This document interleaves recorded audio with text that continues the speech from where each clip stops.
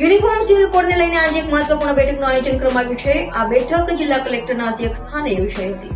આ બેઠકમાં યુસીસી કમિટીના મહત્વના સભ્યો હાજર રહ્યા છે, જેમાં સુપ્રીમ કોર્ટના નિવૃત્ત ન્યાયાધીશ રંજના દેસાઈ, કમિટીના સભ્ય અને એડવોકેટ આરસી કોડેકર, કમિટીના સભ્ય અને ભૂતપૂર્વ વાઇસ ચાન્સેલર દક્ષેશ ઠાકર તેમજ કમિટીના સભ્ય અને સામાજિક કાર્યકર ગીતાબેન શ્રોફનો સમાવેશ થાય છે। આ બેઠકમાં યુનિફોર્મ સિવિલ કોડના વિવિધ પાસાઓ પર ગંભીર ચર્ચા થઈ રહી છે। ખાસ કરીને અલગ અલગ સંગઠનોના પ્રતિનિધિઓને સાંભળવામાં આવી રહ્યા છે, તેમના અભિપ્રાયો, મંતવ્યો અને સૂચનોને નોંધવામાં આવી રહ્યા છે। માનવામાં આવે છે કે આ બેઠક યુસીસીના અમલીકરણ માટે મહત્વપૂર્ણ સાબિત થશે। અલગ અલગ ધર્મના આગેવાનો અને સામાજિક કાર્યકરો પણ આ બેઠકમાં હાજર છે અને તેઓ પોતાના વિચારો રજૂ કરી રહ્યા છે। કમિટીના સભ્યો તેમના દ્વારા આપવામાં આવેલા સૂચનોને ધ્યાનથી સાંભળી રહ્યા છે।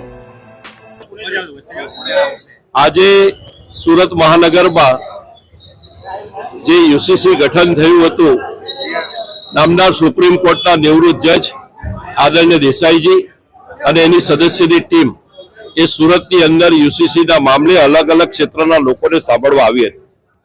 મુખ્યત્વે યુસીસીના કાયદામાં આપણા જે બંધારણ મુજબ જે કલમ ભારતના સંવિધાનમાં 25 મુજબનું જે કંઈ રાઇટ છે, દરેકને સ્વાતંત્ર્ય પોતાના ધર્મનું જે સ્વતંત્રતા મળી છે એમાં કોઈ ફેરફાર કે કોઈ એમાં કોઈ તકલીફ નથી। પણ કલમ 44માં જે પ્રાવધાન કર્યું છે, જોગવાઈ કરી છે કે યુનિફોર્મ સિવિલ કોડ યુસીસી એ એટલા માટે કે જન્મ, લગ્ન, મરણ અને એનું રજીસ્ટ્રેશન બાદ જે કેસો થાય છે, ડાયવોર્સના કેસમાં, ભરણ પોષણના કેસમાં, વારસાઈના કેસોમાં, તો આમાં ઇક્વાલિટી હોવી જોઈએ। સ્ત્રી પુરુષમાં પણ ભેદ ન હોવો જોઈએ। કેટલાક લોકો સ્ત્રીને હક નથી આપતા, એવું પણ ન હોવું જોઈએ। ઓલ ઇક્વાલિટી હોવી જોઈએ અને દરેકના મામલે ઇક્વાલિટીના મામલે આની સાથે સાથે કે જે પ્રમાણે ભરણ પોષણના કેસ કોર્ટમાં વૈધા છે, મરણ પછી વારસાઈના કેસોમાં અલગ અલગ પ્રકારના કેસો વૈધા છે, તો આ બધામાં તો કમસે કમ એક રાગીતા આવે અને કોઈ પણ ધર્મના લોકોના લગ્ન હોય એ પોતાના રીત રિવાજ મુજબ કરે, પણ એનું રજીસ્ટ્રેશન તો અવશ્ય કરે। આવનારા દિવસોમાં આપણે જયારે સંવિધાનથી ચાલવાનું છે ત્યારે આપણે સંવિધાનનું પાલન કરીને યુસીસી આપણા બધાની એકતા માટે ખૂબ જરૂરી છે કે બધા જયારે બહાર રોડ પર નીકળીએ તો જાતિ, નાતિ, ધર્મથી ઉપર ઉઠીને કે ભાઈ આપણે લગ્નનો જે રાઈટ છે તો જે બધાને ઇક્વલ હોવો જોઈએ। જે આપણે ભરણ પોષણનો રાઈટ બને છે મહિલાઓને, એનો પણ સરખો ન્યાય મળવો જોઈએ। જે વારસાઈનો ન્યાય હોય તે પણ સરખો મળવો જોઈએ। તો આ ત્રણ વસ્તુ પર ઇક્વાલિટી એ કોમન સિવિલ કોડનું મુખ્ય અંશ રજૂઆત છે। મુખ્યત્વે રજૂઆત એ છે કે હાલમાં ગુજરાત સરકાર પર 3.85 લાખ કરોડનું દેવું છે। દિન પ્રતિદિન ગુજરાતની અંદર શિક્ષણ, આરોગ્યની સ્થિતિ કથળતી જાય છે।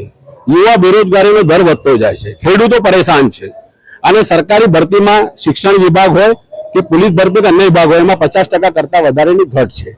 સરકાર આ તમામ મુદ્દાઓ પર ધ્યાન આપતી નથી કે એના માટે ઘટતી કાર્યવાહી કરવા માટેની કોઈ નીતિ નથી, પરંતુ બિનજરૂરી રીતે ગુજરાતની અંદર યુનિફોર્મ સિવિલ કોડ લાવવાની કવાયત હાથ ધરી છે, એનો અમે વિરોધ કરીએ છીએ। યુનિફોર્મ સિવિલ કોડ એટલા માટે અમે વિરોધ કરીએ છીએ કે અમારો મુસ્લિમ સમાજ 1450 વર્ષથી અમારા પવિત્ર કુરાન, અહીંના શરિયા કાનૂનના પ્રમાણે લગ્ન પ્રસંગ હોય, છૂટાછેડા હોય કે અમારા મહિલાઓને આપેલા હક અધિકાર હોય એને ફોલો કરતા આવ્યો છે। અમારા સમાજમાં કોઈ વાદ વિવાદ નથી અને સૌ મુસ્લિમ એને સરસપણે સ્વીકારતા આવ્યા છે અને કરતા આવ્યા છે અને એનો અધિકાર અમને 1938 થી બંધારણીય રીતે આ દેશમાં મળેલો છે। અને બાબા સાહેબ આંબેડકરે જે બંધારણ બનાવ્યું દેશ આઝાદ થયા પછી એમાં પણ કલમ 25, કલમ 26, કલમ 28 ને કલમ 29માં અમને બધી રીતે અમારા મૂળભૂત મૌલિક અધિકારો આપ્યા છે। એ અધિકારો છીનવાનો હીન પ્રયાસ છે, એનો અમે સખત વિરોધ કરીએ છીએ।